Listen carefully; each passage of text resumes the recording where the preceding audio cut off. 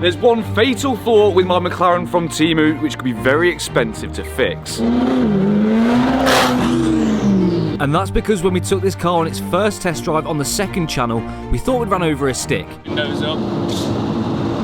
The crunching noise that we heard was actually coming from the gearbox. Now we need to make sure that when this car hits the dyno, it's as strong as possible because it puts so much strain through the engine and loads of other components on the car. And we've got a huge trip planned with this car, so to have a weak gearbox for all of those things is going to be no good. Now this fault could be one of a few things. Some of them are catastrophic and some of them aren't so bad. We're going to take this gearbox apart whilst it's on the car and see if we can get to the bottom of this fault and hopefully fix it without spending a fortune. So once I got the plate off the side of the gearbox and had an inspection, I gave Tom from EAS Supercars a ring, and it wasn't good news. But it's weird because all those forks seem solid. And he ran me through all of the common faults with this gearbox, the ones that might be fixable and the ones that might not. Give them a spin. That whole shaft should spin. So they do take a bit of resistance to get back. And after we'd gone through all of the motions, trying to figure out what was wrong with this gearbox, the verdict was no good. You'll see if the teeth have worn away, and that'll show you that it's been crunching. You think you're looking at a gearbox build. The box is out, I think you're probably talking about 10 to 15 hours. What, there? Yeah. I mean, we can do it at yours if you want, but I'd rather do it here if you can. So there's one option in how we can fix this gearbox, but obviously there's going to be other options too. And I think my first port of call is giving McLaren a ring and seeing if the price of this gearbox might surprise us. this bit's surely going to be cheap, isn't it? I mean, everything's been pretty expensive. Hi Chris, we've looked into the price for your gearbox, mate, and unfortunately we don't sell the parts to repair these, but we can sell you a full replacement for £18,000 plus that, and if you'd like us to fit it, that would be in the region of about £5,000 to £7,000. We spoke to a few people, the news ain't good. If we want to get this done like as soon as possible, which we do, basically our options are brand new gearbox, which is £18,000 plus the VAT, which is the same basically as I paid for the whole car. I don't really fancy that, if I'm being honest. Or second-hand box. Now the problem with the second-hand box is this could be a second-hand box, you know what I mean? You don't know what you're putting in until you try it. This filter's got a fair bit of metal in it, which isn't a great sign, but it's just not good news, I've got to be honest, because what we were hoping to see is some play in these shafts or something slightly loose, because there's some grub screws inside these forks that hold those in place, and it's been known that they come out, and then when they do, basically you get a problem with shifting, all this sort of stuff, and it makes it a cheap, easy fix. Unfortunately, I think that means the only fix is either refurbishing this gearbox or getting a second-hand one. If you rebuild the box, you're guaranteed it's going to be solid unless it's done badly. The availability of parts from McLaren is next to none, but I believe Thorny Motorsport can do it. Take the gearbox out, refurbish it, and it's just the standard stuff. You're looking at about £9 grand. So it's a pricey job. Bear in mind, I only paid 20 grand for the car to begin with.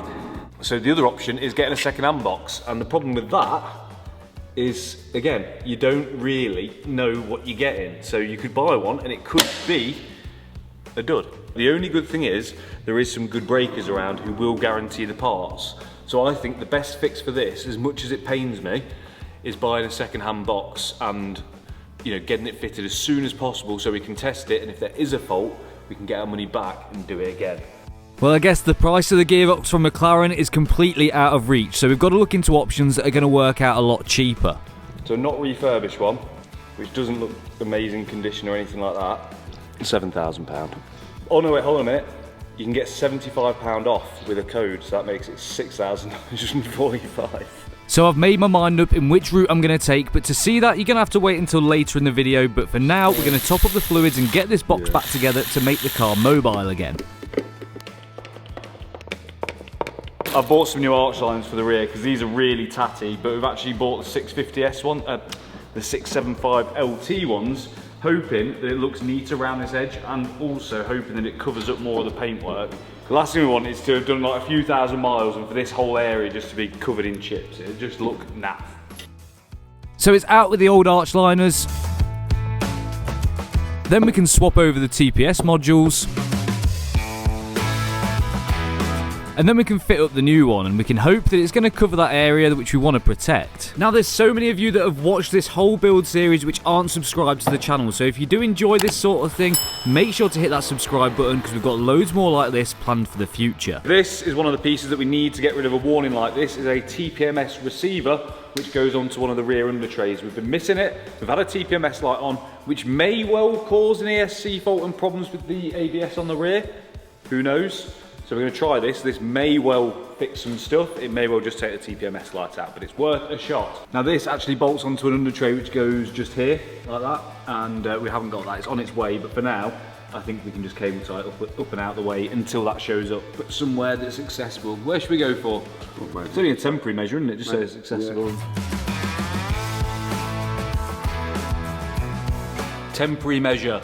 Temporary. Right, under tray's back on. We've also put on our new arch liner pieces, which we made by using a cardboard template filling this gap, because the 675 LT ones didn't cover this whole section. Put some holes in, put some clips in, looks a lot smarter. I kind of want to test drive this now. Now we've done that and we've bought a gearbox and it's on its way and we've sorted everything out, I feel like the car is going to go, nope, I'm going to work fine now. So we're going to get this back on the floor, put the wheels back on it and drive it, see if it's just randomly fixed itself for absolutely no reason. I want to see if it's still crunching second, just because why not? Third to first. So I've messed something up. Well, at least it doesn't crunch second anymore. We're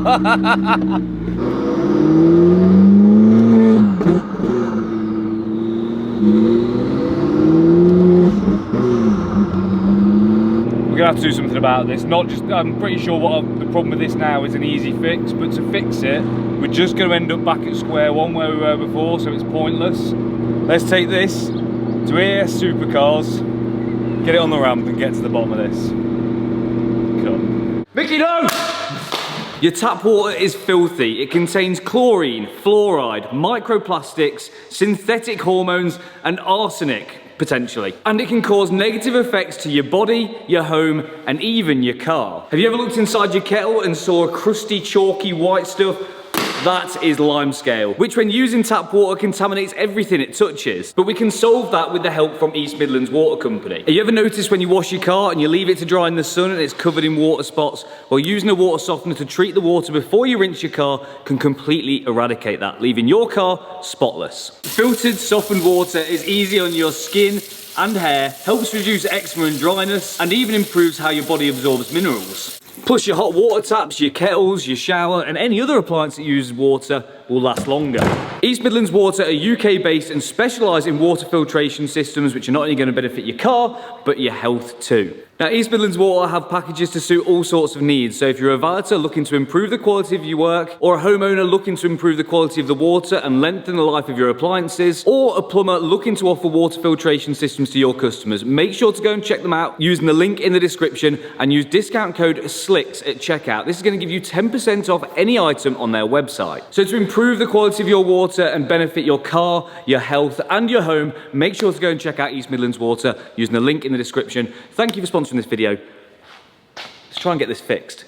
And we are now here and we have spent the morning, a couple of hours, stripping down the Mclaren and basically taking off all of the stuff which we have already done. The reason why we've come here is for speed and to make sure it's done right, and the reason why we've not tried to fix the fault which I made with the box is because we knew it was faulty anyway, so there's no point faffing around with it anymore. So we've already got the drive shafts out, bumper off, crash bar off, bell housing bolts now, and we're nearly ready to pull the box out and replace it with our new one. I say new, it's actually second hand. I got a price from Mclaren for one and it was £20,000 alone just for the part. The reason why I've gone for this one is because it comes with a 30-day guarantee. It's only been delivered this morning and we're going to get it in today, and hopefully if it works or doesn't we can find out quickly, and then if there is a problem with it we can get our money back. That's the plan anyway. We want to get it in as quickly as possible, which is why we're doing all this now. Get this in by hopefully this afternoon and see if we actually have a fixed car yet. It's been a long time. It keeps on going. Right, let's get this box off.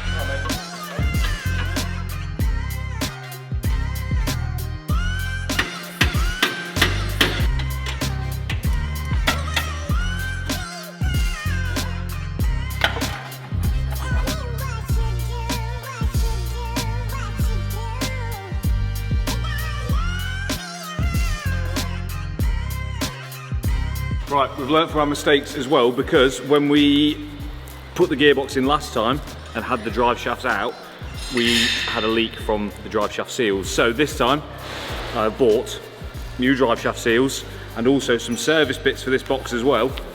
Good if I can get into this box, but to make sure obviously it's got the best chance of working as it should, and hopefully we don't have to take it back out and send it back and get our money back. But yeah, it's definitely well worth doing while we're here. So we got a knife.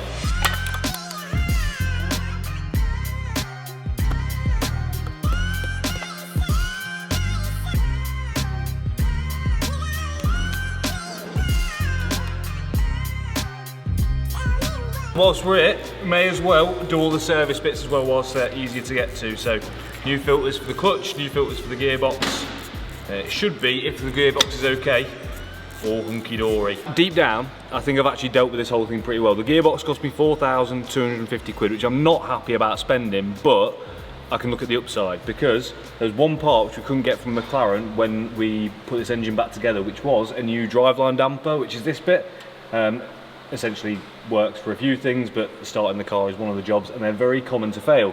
So this is the old style one, but this now, doing this job, has given me the opportunity to replace it and upgrade it with the newer style one.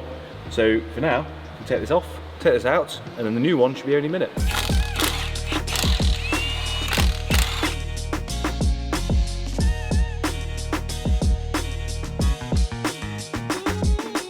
We're going to just take this gearbox apart and see if we can see what the fault was. We know why I was only getting some gears. That's because I reinstalled it wrong. Would have been easy to get back right, because it was just to do with these two end ones here. I just got them slightly out of alignment, meaning these collars didn't meet up with the forks again. Really easy to fix, but it was pointless fixing it knowing that we've still got a faulty gearbox. So Tom is now going to try and show you, if he can, where the fault in that gearbox is and how you would repair it if you could get the parts. Hi Tom, what's up with my gearbox?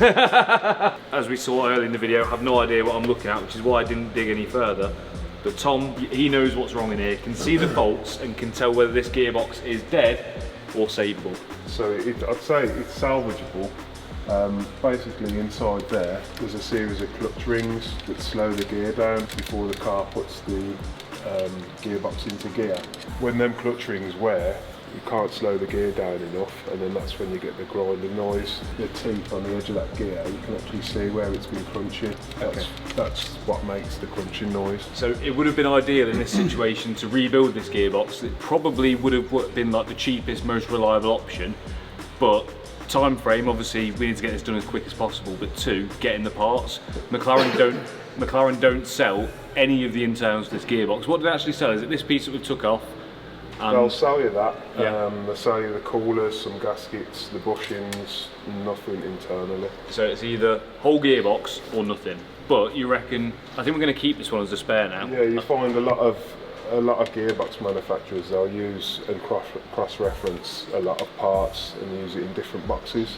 So the gearing's probably not the same because of it, for obvious reasons, but a lot of the clutch rings and stuff like that, the sleeves, maybe they'll be the same. So it's just a case of getting it apart really and having a look. Yeah, so if we try and find the clutch rings from something else, and then when that gearbox inevitably goes further down the line, it could be a month, could be a year, could be today, then we've got another box which you can put in it, which should be good. Either that, or once it's apart, I can have a look at the clutch rings anyway and see which ones are good. You might be able to make one good box out of two bad ones. Yeah. If you end up with fourth gear crunching on that one, you take the second gear out of it. Yeah, fair point. So we've got options, but anyway, this will be a long termer. I might leave this here, is that okay? Yeah, Sam. Might not be here with you. Cool. But I think Mickey's just shown up with our new driveline damper, so we can get that in and get the gearbox back in. You can see the differences, because there is some differences, and I don't really know the reason why. Old one, new one. McLaren, if you were having this done with them, would sell you this one because this is the updated one. But what's the actual difference? They've just got a stronger spring set up in them, basically. Okay. Obviously, when your engine's turning over, you don't want all that torque transmitted directly to the gearbox, so it goes through one of these first, right, and that takes up any vibration. But these are more likely to fail, just basically because the springs are weaker. And this one sounded a bit rattly inside the car. It did sound rattly, and that rattling is exactly that what you've just done. That is the rattling noise. So this one shouldn't have that. Yeah. Hopefully. Sweet. Well, we'll find out soon, hopefully, because we're going to put it in the car right now. And when you fit this up, new bolts, and also on the back of it, it should have a extra little hole there for a dowel, which is on there. So we can fit up the new driveline damper, get the bolts in with some Loctite, and get those torqued to spec. And now we're ready for the new gearbox.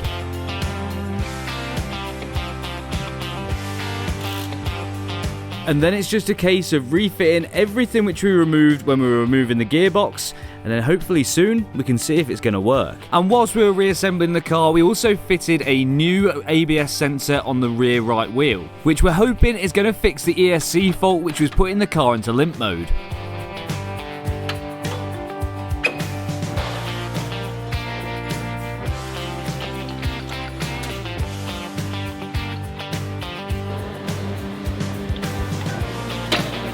Sorry, mate.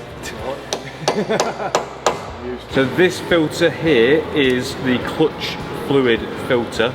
I think the gearbox oil is supposed to be done with the filter every 20,000 and clutch every 40,000, but we may as well do this right now because it's the prime opportunity. It's getting all its fresh fluids, doesn't cost a fortune. Why would you not? So with all the service bits complete, we can stick the gearbox oil in, followed by the clutch fluid.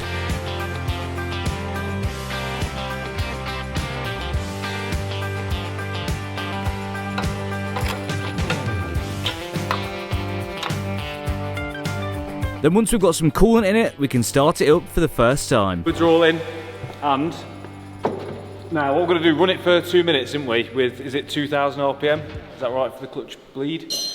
Yeah. I learned that from Tom.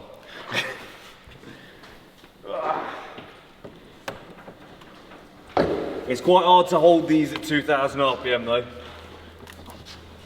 So I'll just do my best.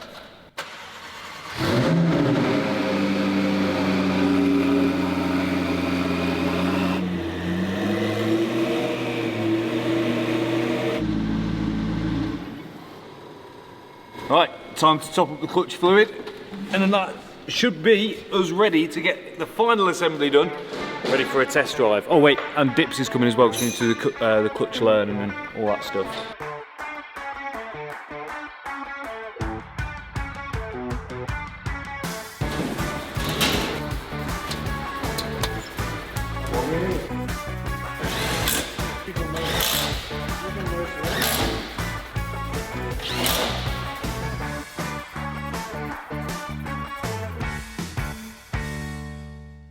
Mclaren is back together and on the floor, and we need to test the gearbox. But before we do that, we've got some things we need to do, like the spoiler calibration, clutch calibration again, gear calibration, all the calibrations, and for that, of course, we have Dips from P1 Auto Keys here. Again, to do the millionth calibration on this car, and hopefully this time, hopefully it's the last time actually, but that'd be nice. Right. Good. Get it done, let's go for a drive.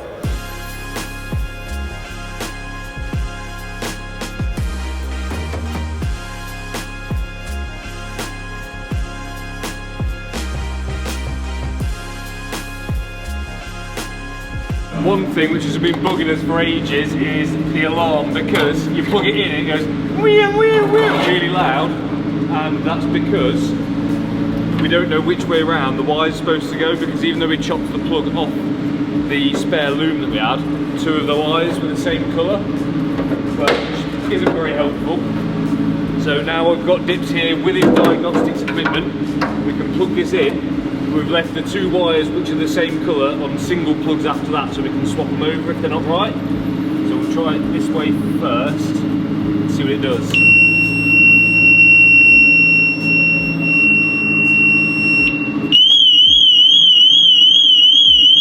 Is it not happy?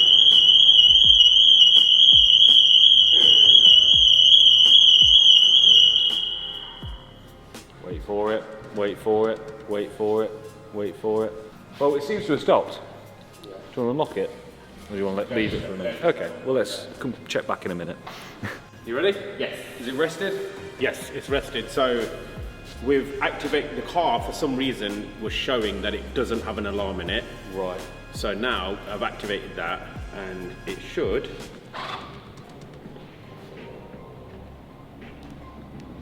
But it's not going off. It's not going off. It's a good start. Yeah. Still not going off. Still not going off. I think I'm going to call. Did you do that? No.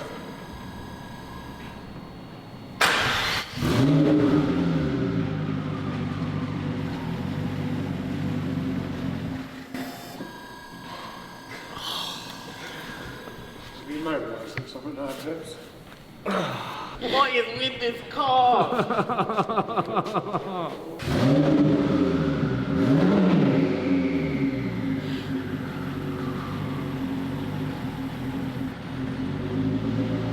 Seems alright. Maybe it was just having a panic. It's a Mclaren thing. Well, I'll call that fixed for now. And there's no faults on the dash. There is. Check this out. I'm going to take the camera 1 sec. This is the first time we've seen this. That is a dashboard with 0 faults. No TPMS light, no engine management light, no anything. That's rare. That's success.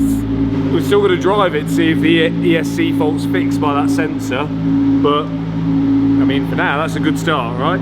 Front top, no illumination. That's it. So we're missing the front light in the boot, and that's it.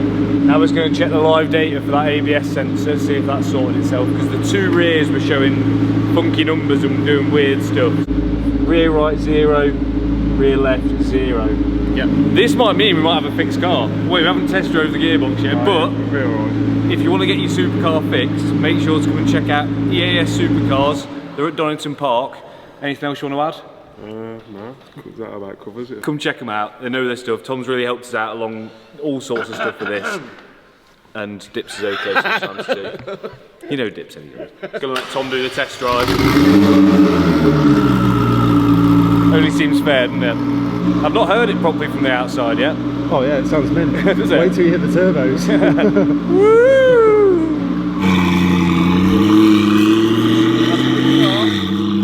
If you're wondering why the front end's so high, the nose lifts up, so I'm just flexing the optional extras. Do you know what though? It's not an obnoxious volume, is it? No. I think it sounds just nice. And do you know what? No gearbox clunking. Oh, crunching. Crunching, well, clunking, didn't hear any yet. anything. Yeah.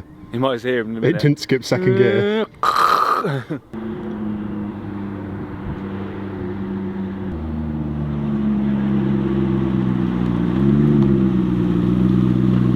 Let me do a check. 1 second. TPMS fault. Damn it! I told you. That's what I said, isn't it? TPMS. Gearbox is good. Gearbox is good. I don't know, you know where we've had the arch liners off?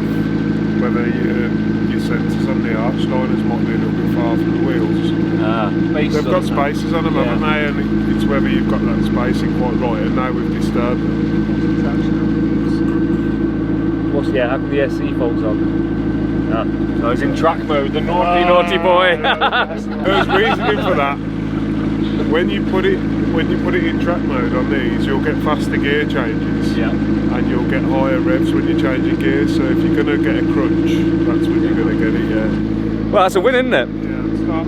Happy days. Right, I'm taking it home. Next thing to try and sort on the Mclaren is an annoying one, and it's hard to figure out because everything seems to work, but it doesn't. Story of my life, right? So check this. Window up with the button. I'm going to open the door, and instead of the window just dropping a tiny bit, it just goes all the way down.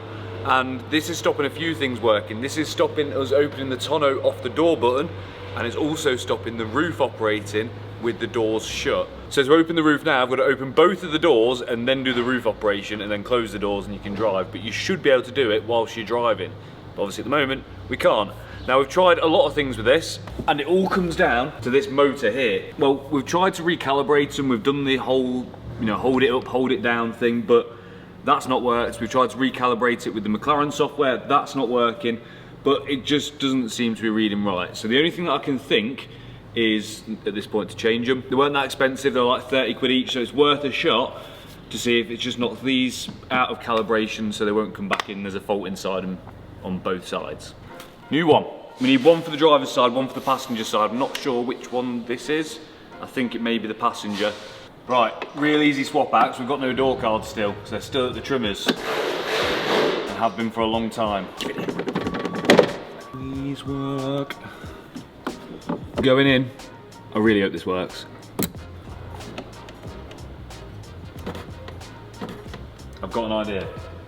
Because it might think the window's all the way up. It might be the position to learn. That's why it's not going up. So what I'm going to do... Sorry, I was going to say as well, when the door was up, the window never used to work. When the door was so you know when the old one was in, right and the door was up, the window never used to do anything. Let me just trick the door into thinking it's closed and try again.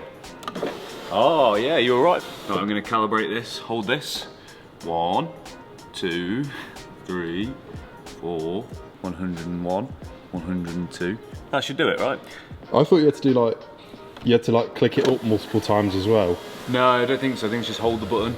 Now I'm just going to count the same now. 1, 2. Do we reckon it's going to work? So the passenger side didn't work, so we thought we'd try the driver's side because we've got it and why not? But that didn't work either. I've got an idea for what it is. I've just found on a forum that someone said it doesn't need a window calibration, it needs a door module calibration to then do a window calibration. Because at the moment, when we tried to do a window calibration on MDS, it just weren't working at all. So maybe that's what we need to do first, is a door module, which is this, calibration for that, and then do the window. Anyway, we've got some bits that I know will work, so we can put those in right now. Passenger footrest. At the moment we haven't got one because it got ripped out by the Track Experience company when the car was crashed, so they could remove the dual pedal setup. So we've got a new bracket because they butchered that one, and a new piece of carpet. So the passenger's got somewhere nice to rest their little toes.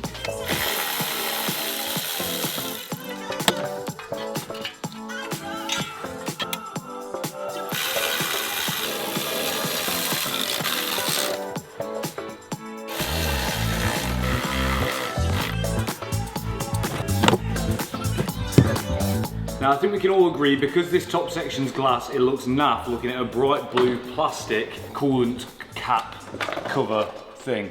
I know it's a little detail, but the little details are what counts. Now Mclaren sell titanium coolant and oil caps, and I think it's probably like an optional extra or comes standard on like the more expensive cars maybe, but not with mine. So, very kindly, Hybrid Performance have gifted us these. How much nicer that is compared to that, especially when you're looking at it through a glass cover, right? Very nice. Check out Hybrid Performance if you want to get some very specialist Mclaren parts. He's genuinely really good at sourcing stuff that no one else could. So shouts out to him. Oh, that really, I can't have it wonky like that. We can't have that, can we? No. That's really good. That's like serial killer behaviour, that is. Same with the oil one. You don't see this one as bad, but still. Oh, actually, I don't know if this one's going to work. I don't think it is.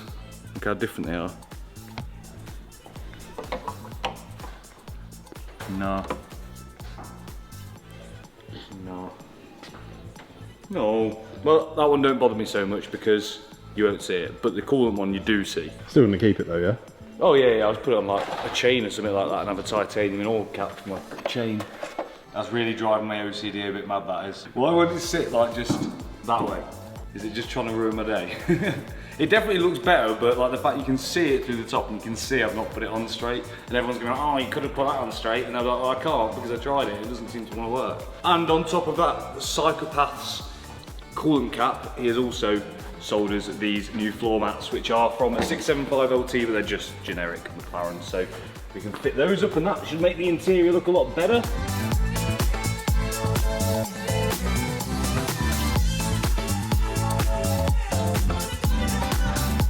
We're working on this, we're going to get this right, because this titanium cover, like, it looks so good, but we can't have it wonky, that's just not on. Well, Mickey's just fixed it, and prized it off, repositioned it, and now he's put it on, and then I was like, oh, we'll take it off to show the guys at home we've got it straight, and now we can't even get it off. Which is also not what you want from a coolant cap, Well, no.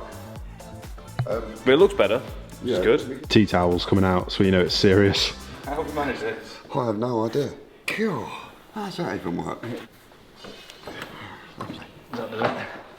The coolant cap's fitting right now. We just managed to turn it around on the splines for the cap itself because it's the same as the other cap underneath that cover, and now it's looking a lot better. We're doing some research on the whole window thing, and I think we've missed a trick. There's someone on one of the forums that said basically Mclaren fixed it for them. It cost them, I think, 400 quid. But what they did do, because they had the same problem, isn't just calibrating the windows, which we've already tried to do. They have also calibrated the door modules. So I think it's worth trying that. And we can't try that on our own because we haven't got the software. But Dips has, and he's back again for the second time in this video. Woo! Let's go. Right, so let's see if we can calibrate these door modules and see if it fixes all of the window issues that we're having, which will then also fix roof issues and all of the stuff. And then we only have one fault left to sort. What we were trying before is the window calibration, which is pretty logical. You'd think that'd sort it, right? So when we try that, this is what happens. Which one are we doing? Window calibration. Operation failed. Every single time, without fail. That's the only thing it doesn't fail at, is that it always fails. So we tried out what it said Mclaren did on the internet, but it wasn't working.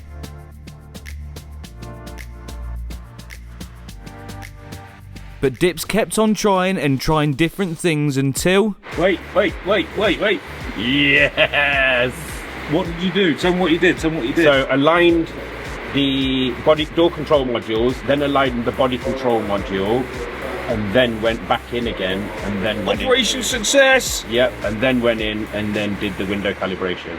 So now we should be able to do... If you can do this side, then everyone who's watching is going to go and subscribe to your channel. Yes. We need 30,000 subs, if I not think more. we need 1 million. Yes, let's do it. Let's Get do Dips it. to 1 mil Let's do it. by next week. Yes! Back down again. Now the main thing is when I open this, it should just drop a little bit, right? Yeah. Yes. And then when I shut it, oh, Okay, not a is problem. that because I need to do it on here maybe? Roll it all the way up. Yeah. 1, 2, now down. Oh. I'm Do gonna you want to just try yours? Yes. Put yours in.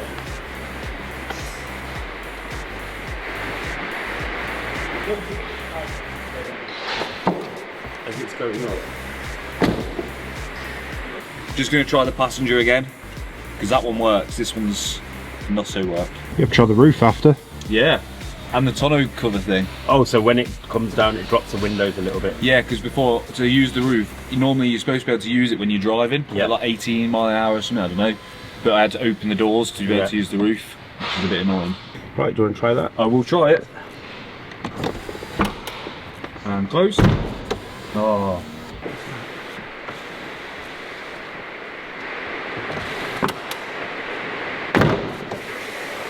Right, 1 second, dude.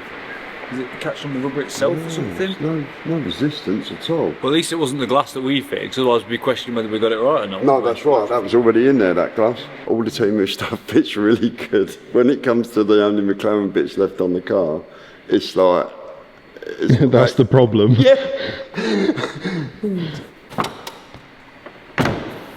Oh, yes! Great success! Yeah! Your door, yeah, all the doors are shut then. Yeah. Oh yeah! Today was a good day. Oh, look, and the windows... You sure you're not a god?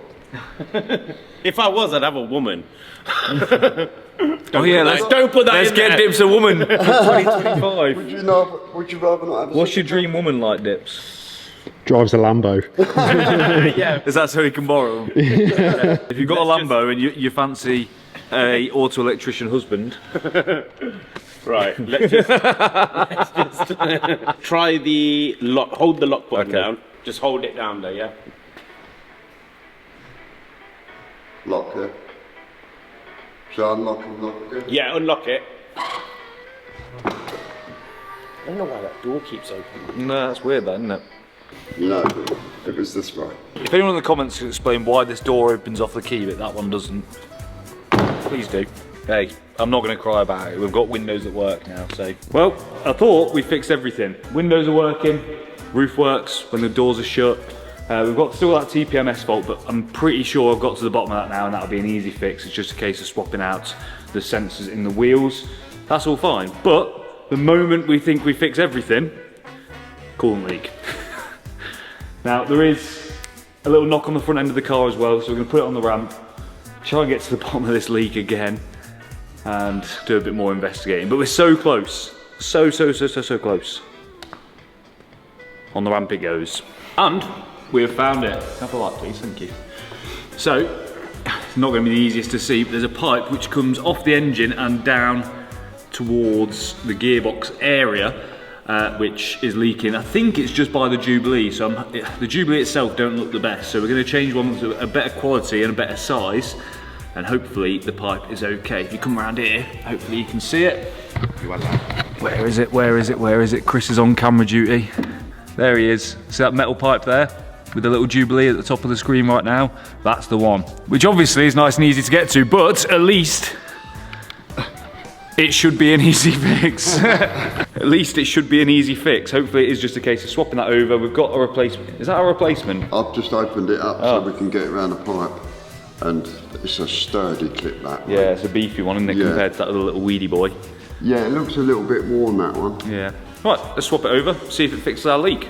Then we can fit up the new under tray which holds the TPMS transmitter, which we cable tied to the anti-roll bar earlier in the video. And now with only the TPMS light left to fix, we're hoping driving the car should fix that problem.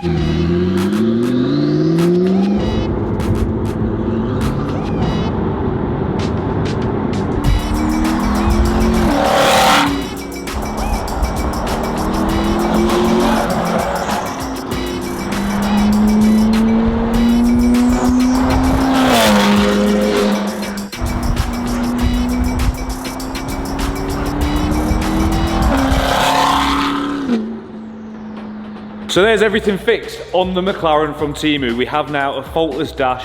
The TPMS light is coming on and off, but it seems to be getting better the more and more we drive it. So fingers crossed that is solved, and that means it is fault free. And that means it's now ready for us to turn this car up to 11, and after that we're gonna put this car through its paces properly and give it one of the biggest tests it's ever had. But if you wanna see that, make sure to like this video, make sure to subscribe if you're not subscribed already, and I will catch you next time.